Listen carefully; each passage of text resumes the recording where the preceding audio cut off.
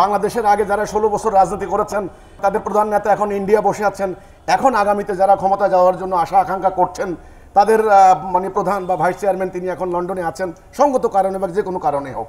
তো এখন -2 ফর্মুলা আপনি বললেন, এ -2 -1 -3 এই সমস্ত প্লাস মাইনাসের ফর্মুলা ভাই এই প্রচলিত রাজনীতির ফল কিন্তু এটা। আপনারা কিন্তু আমার কথা বোঝার চেষ্টা করেন। -2 -1 আজকে কিন্তু বাংলাদেশ কিন্তু একটা বিশাল একটা সিন্ডিকেটের কবলে পড়েছে। আপনারা জানেন ব্যবসায়িক অঙ্গনে একটা সিন্ডিকেট এই গত 14 মাসে বিলিয়ন বিলিয়ন টাকা কিন্তু পাচার হয়েছে। চুরি ডাকাতি কিন্তু বন্ধ হয় না। এর আগের রেকর্ড দেখেন, লক্ষ লক্ষ মানুষ গত স্বাধীনতার পর থেকে লক্ষ লক্ষ মানুষ খুন হয়েছে। বর্তমানে প্রায় 45 লক্ষ মামলা পেন্ডিং। মানুষ আদালতের ধারে ধারে মানুষ ঘুরে বেড়াচ্ছে, কোনো বিচার পাচ্ছে না। তো এটা তো কিন্তু চলমান প্রক্রিয়া। আপনি এটা সিন্ডিকেটের কবলে বাংলাদেশ পড়েছে। ব্যবসায়ীদের পকেট খালি, তাদের ব্যবসা বাণিজ্যের অবস্থা খারাপ। এখানে -2 ফর্মুলা -3 ফর্মুলা এই ধাপ্পাবাজের রাজনীতি, ধান্দাবাজের রাজনীতি এটাই হবে। আমার কথা হচ্ছে কোনোটা নাটাই ঘুরাবে, লন্ডন থেকে কেউ ঘুরাবে, নিউ ইয়র্ক থেকে কেউ ঘুরাবে, আপনার সিঙ্গাপুর থেকে কেউ, দিল্লি থেকে। আমার বক্তব্য, আমার কথাটা বুঝতে হবে। আপনি -2 ফর্মুলা বলছেন আওয়ামী লীগ, বিএনপি, জাতীয় পার্টি, জামাত, আমি কিন্তু সেই সমস্ত কথা বলছি না।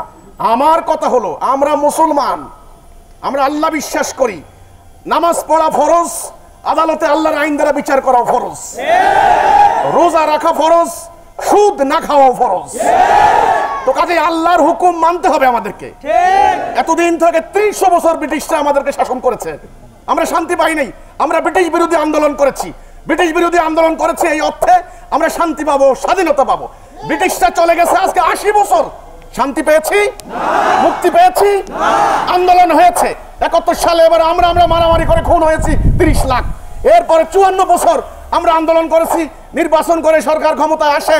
কয়দিন পরে অর্থ পাচার, দুর্নীতি, স্বজনপ্রীতি শুরু হয়, তাকে এবার ফ্যাসিস্ট আখ্যা দিয়ে আন্দোলন করে তাড়িয়ে দেওয়া হয়। এইভাবে চলছে, এভাবে চলছে, চলবে। আজকে নির্বাচন হলে যেই দল ক্ষমতায় যাবেন আগামী দিন বাকি বিরোধী দল তাকে মেনে নেবে এই গ্যারান্টি নাই। আবার শুরু হবে হরতাল, অবরোধ। এ পর্যন্ত কমপক্ষে 2200 দিন হরতাল হয়েছে, 6.5 বছর হরতাল হয়েছে, অবরোধ, হামলা, ভাঙচুর। এখন নতুন নতুন শব্দ বলে লকডাউন, শাটডাউন।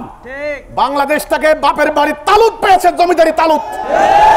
কাজেই এই রাজনীতি, চলমান রাজনীতি ব্যর্থ, এটাকে বাদ দেওয়ার কথা আমি বলেছি। -2 ফর্মুলা নয়, ফর্মুলা একটা, মানুষের তৈরি বিধান বাদ দিতে হবে। এটাই হলো একমাত্র ফর্মুলা। যারা -2 ফর্মুলা নিয়ে আছো তোমরা ভুল করছো, তোমাদেরকে তারা মাইনাস করে দেবে। তাইলে মাইনাস একটা হবে, মাইনাস, সেটা হলো মানুষের আইন, ব্রিটিশের আইন, ইবলিসের আইন, এটাই হবে মাইনাস। আপনারা কয়টা মাইনাস চান? মানুষের তৈরি বিধানকে মাইনাস করতে হবে। অন্য কোন ফর্মুলায় কাজ হবে না, একটা ফর্মুলা, আল্লাহ দেওয়া ফর্মুলা।